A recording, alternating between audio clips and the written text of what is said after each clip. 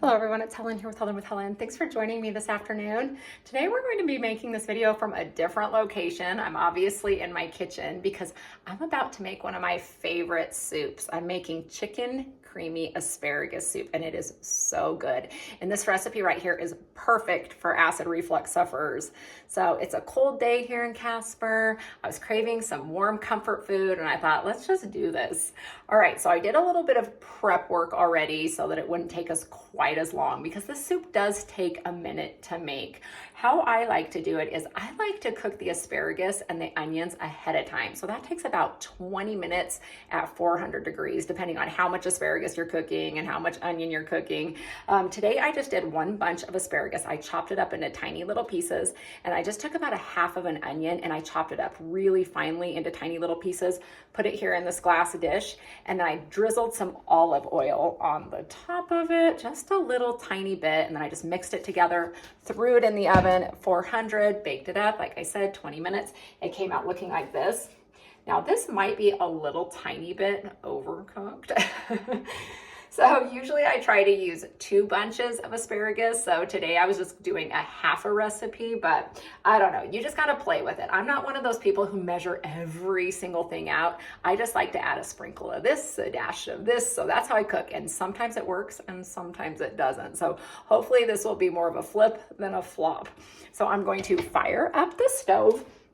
I got a gas stove here and I've had this for about 1.5 years now. So I'm starting to get used to it. One of the hardest things for me to get used to though was the fact that it cooks things a lot faster. I mean, if you're not watching this thing, it's gonna burn stuff and it's gonna boil over. So I really have to be paying attention to what I'm doing. And just for a safety factor, you need to be paying attention to what you're doing.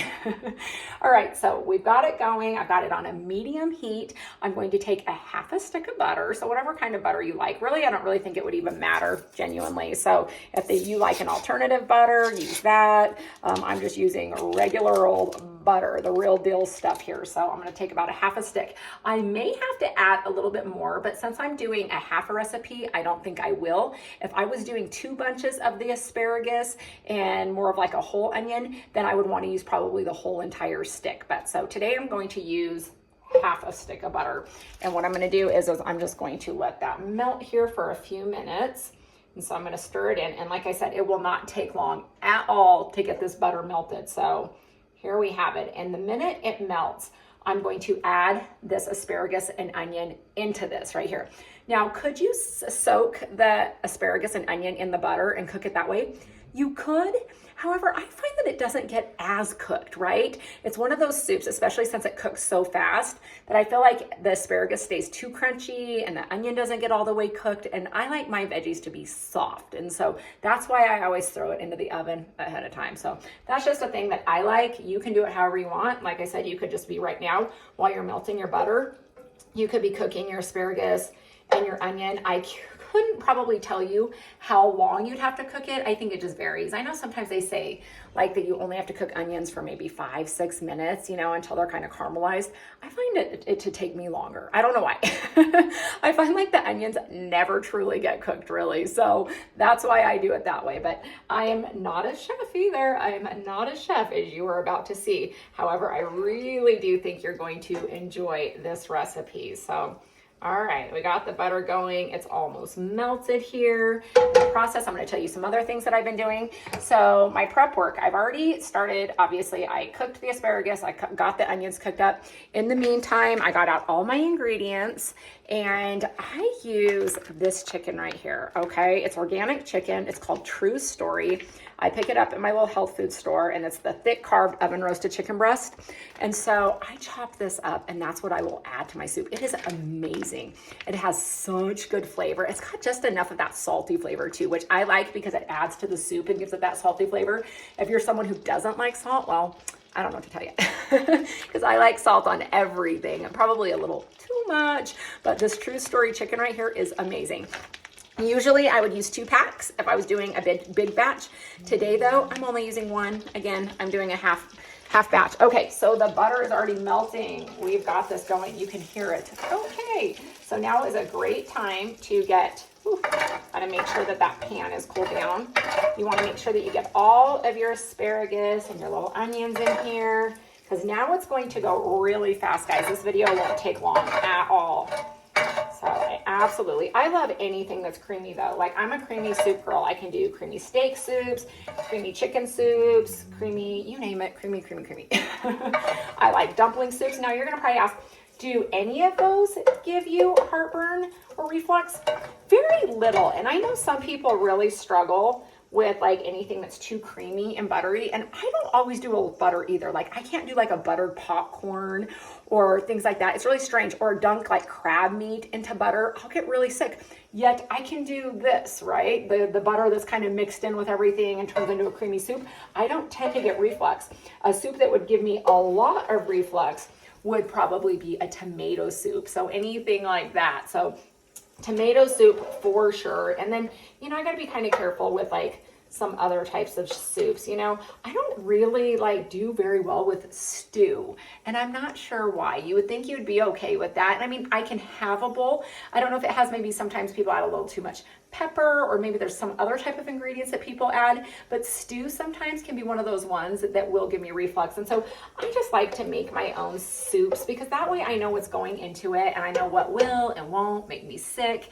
And so, okay guys, obviously there's not a whole lot that we have to do here because the veggies are already cooked in here and our butter is ready to go. So now at this point, what I'm going to do is, I already got it mapped out. I told you I don't measure, but I grabbed a measuring cup and I just filled it almost full right here. This one right here is 1 cup, and I probably am not going to use this whole thing, especially for a half a batch. But now I'm going to sprinkle it on top of my veg sheets. So the butter's melted. I'm going to come in with this and I'm going to sprinkle it all around. Okay, could you make your own chicken and add it to this? Of course you could. You could cook up your own chicken, cube it up in some butter, and then you could just add it to this, or you can make that part of the process when you're cooking your veggies. You can cook the vegetables with the chicken in the butter, and then you can come in and do this. So I'm just teaching you the way I do it. So I'm not gonna add my chicken until later though, because it's already pre-cooked. And so here we're going to sprinkle a lot of this. And if I have to add more, I will, because what this is going to do is it's just going to act as really more like kind of like a thickening agent. And so now I'm going to stir it all in the pan together. And it's going to look interesting here because it's going to get really thick on the veggies here. So here's what you're going to see. I'll show you here in 1 second once I get kind of stirred in here. It just doesn't look like I cooked any like asparagus at all for this, but now it's going to kind of look like paste, okay? Paste. You're like, that doesn't look appetizing, Helen, but it will do. All right, I think I have enough because we've got our pasty little mixture going. All right, I'm coming in with the chicken broth. Here we go. I'm just going to use this one today. Use whatever kind you want. Use organic, use this. I don't have a specific brand that I like better than the others. And I'm going to stir this in now. So I'm not going to add in the container all at once. I'm going to add it in little by little. So now I'm just making a little bit more of a thinner paste here. And then I'm going to come in with some more. I'm going to do that again and just hope not to really make too much of a mess. I'm still going to kind of keep this on that medium heat. I just flipped it down just for a second when that butter got to boiling really fast. And so now I'm making up my roux is what we will call it. I'm gonna add some more, and then I'm gonna, typically whether I'm making a big batch or a small batch, you're going to be using one of these. So one of these, 32 ounce containers of this, and then you may even use a bigger one than this as well. They come in the neck size, so you can kind of play with that too. I only had a little bit left in that one, so I'm going to come in and obviously use about a half more of one of these, and then I'll just end up keeping the rest in the fridge. And so I'm going to add a little bit more of that to it. So here we go. Now it's going to start getting soupy, and I'll show you the difference here in a minute as it sits and cooks, because you're going to want to stand over this the whole entire time that you're cooking this. It's starting to look really good. Here in a second, I will show you. And you will know when you've added just the right amount, because for me, I like to keep it nice and thick and creamy. And so I get mad when I add a little bit too much broth. So I watch it carefully. I've learned the hard way on that. And so I'm thinking I have plenty of the broth for now. Now, granted, if I did make it too soupy, all I would have to do is add a little bit more flour at this point right now and get it all dissolved and stirred in here, and then it would thicken it up a little bit. I know some people like to use cornstarch and people use all different sorts of stuff, but I'm using flour today. So here we have it. All right, so now you've got that nice soupy texture. Hold on a second. I got it, hold on. I'm gonna give it one more little stir here. Now you can kind of see the difference. Some dripping all over the place. See, we've got it into soup. That is too thin for me, but now if you want to kind of thicken it up just a hair, you just put the heat up just a hair.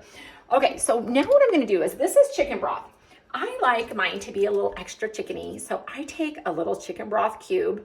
I'm gonna add this to the soup, okay? The whole thing, just one of these. I'm gonna add it to it at this point. So it's gonna give me a nice chicken flavor. So I'm not gonna have to add a bunch more salt or anything like that. You can add it after you've gotten it made if you need some more salt or if you want some more pepper.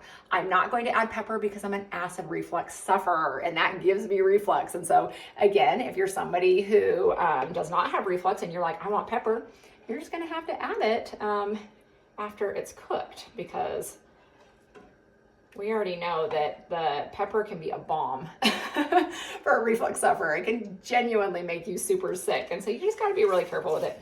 I used to be to the point where I could never have pepper. Now I can have it a little tiny bit, like on maybe some chicken or if I'm eating somewhere else. Okay guys, now it is thickened back up. This is good, this is good. This is exactly where I wanted it. And I was gonna sneeze there for a second. Okay, so I'm going to add a little bit more broth because it got thick. And so now I'm just kind of playing with it so it gets exactly where I need it to be. All right, so as you can see, guys, this is really easy, and genuinely, it's got minimal ingredients. I mean, very, very little. And to me, it feels healthy and fresh. I know some people are like, Helen, flour is not healthy and fresh. Well, it can be in moderation. Everything can be healthy in moderation, unless, of course, you're somebody who can't have flour. So I get that. I understand that. I'm not speaking for you. I'm just saying, usually a little bit of flour can be just fine. We've obviously just used asparagus, some onions, a little bit of chicken broth, a little bit of olive oil, just a little bit of butter. And so we're using a lot of just like whole ingredients here. And then, all right, it's getting right where I want it. I'm just gonna add just a dapple more. So we're kind of about that mark. So like I said, you will end up using about this whole container by the time you are said and done with making this. Okay. So now I'm just gonna kind of let this cook for a second, maybe just let it thicken up just a hair, because at some point I'm gonna be adding some half and half. And so this will be plenty for now. If I was obviously just gonna leave it like this, I'd be having to add a lot more, but I'm adding a different liquid here in a second, so we're good. So what I'm gonna do now while this is cooking, since my chicken is already pre-cooked, I'm going to add now, I cubed it up, I'm going to add that to this part of it right now. All of it in there. Yummy, yummy. How good does that look? Oh, so good, you guys. And I'm telling you, this chicken makes all the difference. Hopefully you have a store next to you that sells it. I will be extremely sad if my health food store ever stops selling it, because now I'm addicted. I add this to my pasta salads, my like noodle pasta salads. I add it to chilies. I now add it to soups. I add it to my quesadillas. So I'm completely addicted to it, and I absolutely love it. So thank you, Jesus, for giving me this chicken, because it doesn't give me reflux either, and it's not all peppered up, and it's not all seasoned up, and it's not all Cajuned up, and so this is a good fit for me. All right, guys, this is the perfect consistency. I might have to bring the phone over here really quick just to kind of show you where we're at now. Oh, I don't know if you can see it. There we go. Doesn't that look good? Okay, all right, so that's where we're at. Hold on one second here. I want to kind of get it back on the stove. Okay, so at this point, we're letting the chicken just kind of heat up a little bit, okay? That's what we're doing. We're just gonna let it heat up. I'm going to come in with some basil because I'm obsessed with basil. So you could use some fresh basil, or you could just use this organic basil that I'm gonna use today. So whatever works for you. And then I just sprinkle it all around. I am a basil fanatic. Like, I'll put it on, like I said, my noodle salads, my salads, you name it, soups. I'm gonna put it in there. we're on the tail end of this, so I'm just gonna use up the rest of the bottle. Again, I don't measure things out. I measure by my sight. That's how I do it. I'm just measuring by what it looks like. So there we go, voila. And I put in my basil right here. Now it's coming to a little baby boil. All right, guys, we are almost done. All right, I'm gonna stir it all in. It's got the nice thickness. Let me kind of bring the spoon over to you guys again so you can kind of see where we're at here. Look at that. It's so good. So, so good. All right. Now I'm going to come in with some half and half. It doesn't matter what kind you use. I'm gonna use half and half. I don't know. I can't give you anything other than half and half. If maybe you wanted to use some whole milk, if you wanted to use something else, this is not one of those areas where I play around. You know, I like half and half. It works for me. I can't sit and drink glasses of half and half. I most definitely can't drink glasses of milk, but I can use them as thickening agents when I'm cooking these type of soups, and my stomach has no problems at all with them. And I don't know why. Maybe it's because they're cooked and it breaks down a little bit different. I can't explain it, because if I were to chug a glass of milk right now, you've watched my videos, I'd be in the hospital. My stomach doesn't like ice cream. It doesn't like milk. I mean, seriously, I'd be like, bleh. However, it just kind of works for me when I'm cooking these hot meals. I don't know. I don't get sick from it. So I'm going to use half and half. You use whatever you want. You might want to be careful with alternative things, because I know sometimes things won't turn out quite the same. I'm sure maybe you have a milk that maybe does work, and I love when people share ideas with me. So if there's something that has no flavor that you're like, I absolutely love it as a thickening agent, throw it in the comment section, because I'm always up for trying new things. Okay, I did not measure that out. As you've seen, all I did was I put a healthy pour. I put a healthy pour in there, and now I'm just stirring it in. And I already can see right here, this is really good, that I may have to keep adding a little bit until I get to where I want. So this is where you guys just play with it yourselves.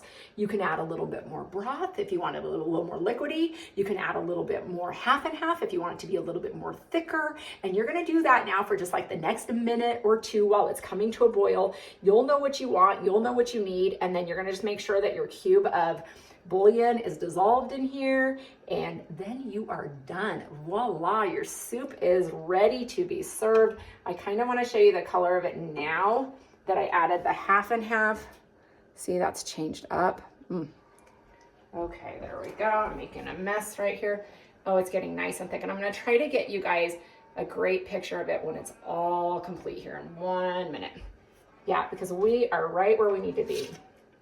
You'll probably hear my cat in the back. The cat smells the soup. The cat's like, you better give me some of that chicken. I know that's what the kitty's thinking. Yeah, I can hear her down there. She's definitely wanting it.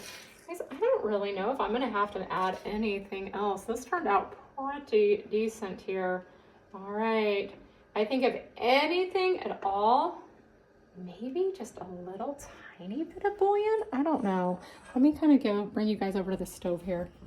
I don't know if you guys can see this. I just wish I could see what angle. There we go, maybe. Okay. I don't know, that didn't work as well as I wanted it to. Guys, thank you so much for bearing with me. You get the point. At least you have the recipe and you can make it yourself.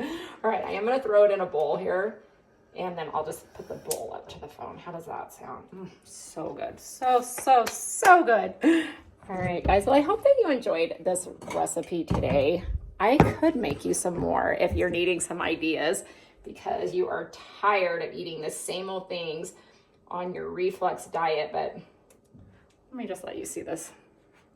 Ta-da! Your chicken asparagus creamy soup is served. Have a great afternoon, everyone. Thanks for joining me. Bye.